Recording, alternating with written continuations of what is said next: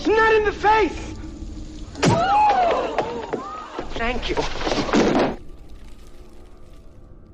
Hello and welcome to Hey, Not the Face with your host, John Nash, and your producer, me, Steffi Haynes. And today we have a bit of a hodgepodge episode because lots of news hit last week. But John is still on vacation, so I didn't want to weigh him down with one big topic. I figured we would do some surface scratching with a bunch of different topics. And if there's one in particular that you want to know more about, just hit us up and we'll see if we can make that happen. But first, let's check in with John and see how his vacation has been.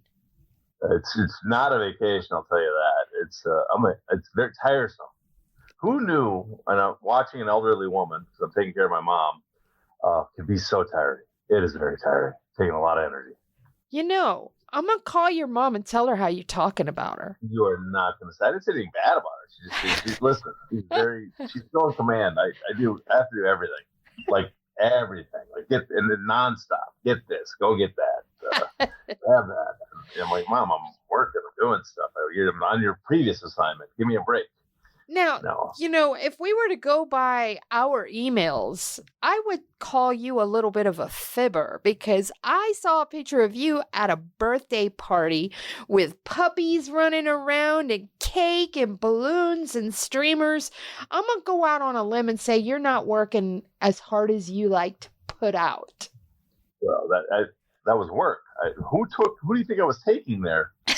As the manservant chauffeur of the house, I was taking her to a birthday party for a kid, and then I was put to work when I was there. So yes, it wasn't all fun and games. It was a lot of work for Mr. Nash here.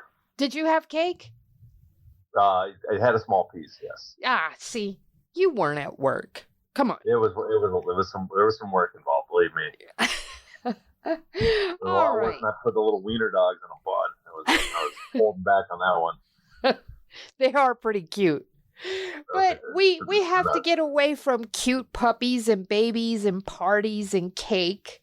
And we got to get over here and get into the nitty-gritty of MMA and boxing business.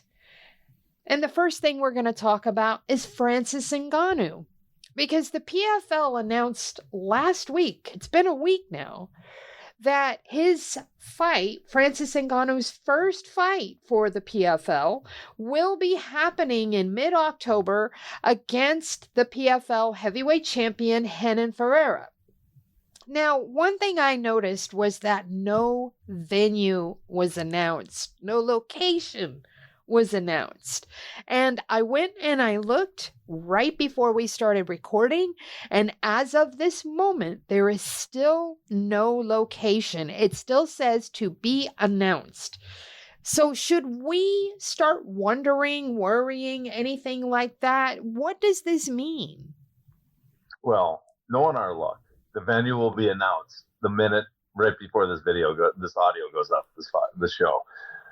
That's our luck. But right now, I don't think it means much because if you look, there's several other fights have been announced, or fighters have at least announced themselves that they're going to be fighting on this date, this card.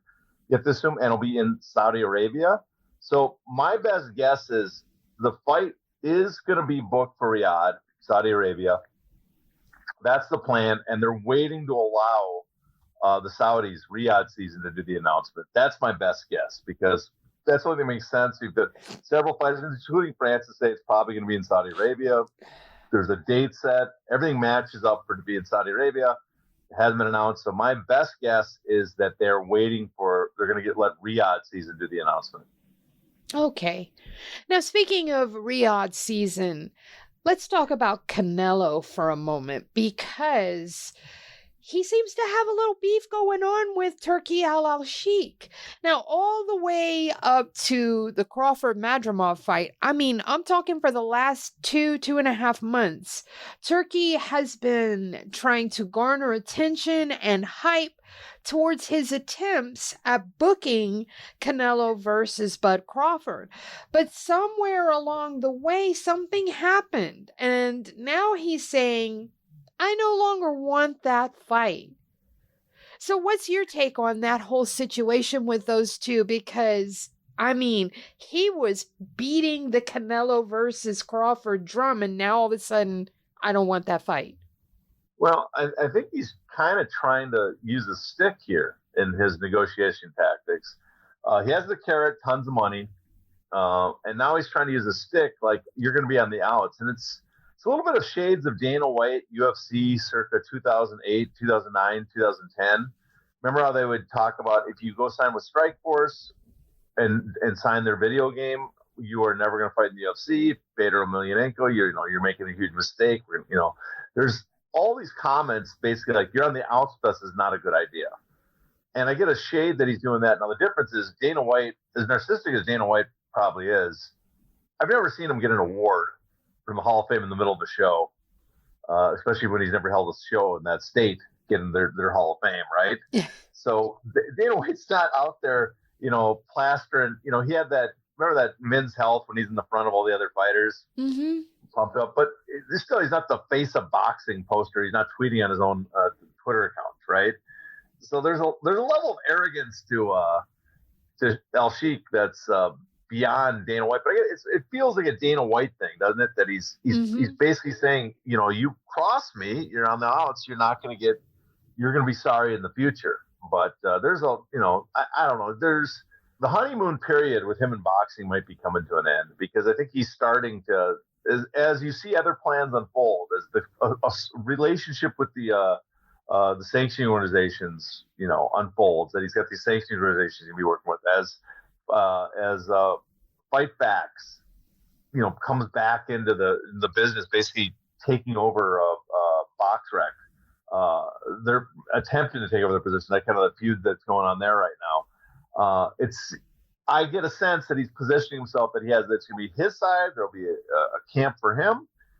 It's like if you're a native of Chicago, if you know the gang system, it's a folk nation and a people nation. And he's going to be the folk nation, and you're outside, you're going to be the enemy. And I think that's kind of the thing he's doing right now, which for a guy that doesn't know the ins and outs of boxing as well as he probably should, it might not be the smartest tactic, but that's what he's doing. That's my sense.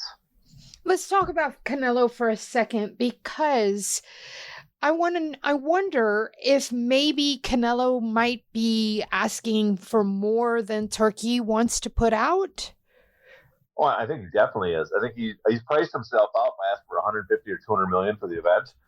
Part of it is I don't think my sense is some fighters, especially the American fighters, we've talked about this in the past, that certain fighters in America, Tank Davis, Canelo, and I guess in a way in Japan, if you look at those fighters that are making just tons of money in their home country, calling the term making the terms for themselves, doing it on their terms, they're the ones that are kind of rejecting the Riyadh season. Mm-hmm. And the reason is they are making as much there as these.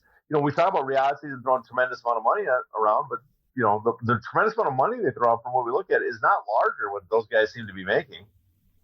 So that what Riyadh season offers them, they have to offer them a tremendous amount of money basically to sign away their ability to control their careers as they're currently doing. So, and I don't think, and I think that's it. Those guys are like, I'm in control of my career right here, doing business the way I want to do in America or in Japan, or contracts with Mexico with Canelo. And I'm not going to sign to someone that's going to be my boss when I've been the boss until now. And Canelo typically, like just his purse with nothing else, he makes what, about 60 million? Well, it depends, but we got from it seems to be the word we've gotten from events is that it's similar to the DAZN deal he had. DAZN was probably a little larger because DAZN was 35 million guaranteed as his purse. Okay. But he had no pay-per-view upside, but that didn't include sponsors or gate. So he was making well over 35 million with DAZN. Since then, working with Showtime and other ones, it sounds like he's in about the 35 million guaranteed gate and pay-per-view, and then there's an upside. But you'd have to imagine that his average payout in the $45 million range. But if for a big event against Benavidez, an event it might sell, let's say it sells 1.5 million pay-per-views, does a $30 million plus gate, kind of like what they imagined a big Triple G fight would have done at the time they wanted it. Canelo could very easily make, $100 million off that event, maybe more. And so that's the events that they're trying to, that Al Sheikh is trying to book for him, and some of them he might not want. So he's probably going to want a tremendous amount of money. And on top of that, you're asking him to give away control of doing it the way he wants to and where he wants to. Well, then he might ask for extra, which might be instead of 100 million, might be 150 to 200 million, which he seems to be asking. But the guy, he did an interview, recently. He gets 80% of all the revenue that they bring in, kind of like a Mayweather deal. I saw that you said on Twitter that he was worth it. Oh yeah, well, I think a lot of people will sit there and go, no fighter deserves 60 million, 100 million. And that's kind of true. But if we are going to pay this money, if I am paying a tremendous amount of money to a pay-per-view, and I'm going to pay it no matter what, and I'm paying it specifically to watch Canelo fight someone, right? I think Canelo, the person that's putting himself at risk and who I'm paying to watch, deserves as much of that money as I want to put up. I mean, he's the one putting his life at risk, so he's the one basically selling his health for our entertainment. He should be able to ask for almost anything he wants. And I prefer that, instead of the old days in boxing where Bob Arum or Don King or someone else, instead of having them take, with like Tyson, instead of them getting 40% of what I'm happy that I'm much happier to see Canelo keep the vast majority of it. I mean, if you don't like the fight, you don't have to buy it. That's my problem with everybody complaining about Mayweather all the time, how much he's making. If you don't like Mayweather making so much, don't buy the fight. So that was always my advice back then. So, and if you think you're getting paid too much, I mean, the thing which I never get is if the promoter was keeping the money, then there's not a problem. You're still paying the same amount. The problem is the pay-per-view is too expensive, not that he's making too much. Yeah. That's going to wrap up our little boxing segment. Now it's time for us to dive into UFC, TKO, all of that. So, first question here is, TKO held their quarterly earnings call last week. What are some of the things that we learned from it without having a look at the financials, which I know we also got last week, but that's for our next question. To access the bonus content of this episode, you must be a paid subscriber. To do that, go to heynottheface.substack.com and subscribe today.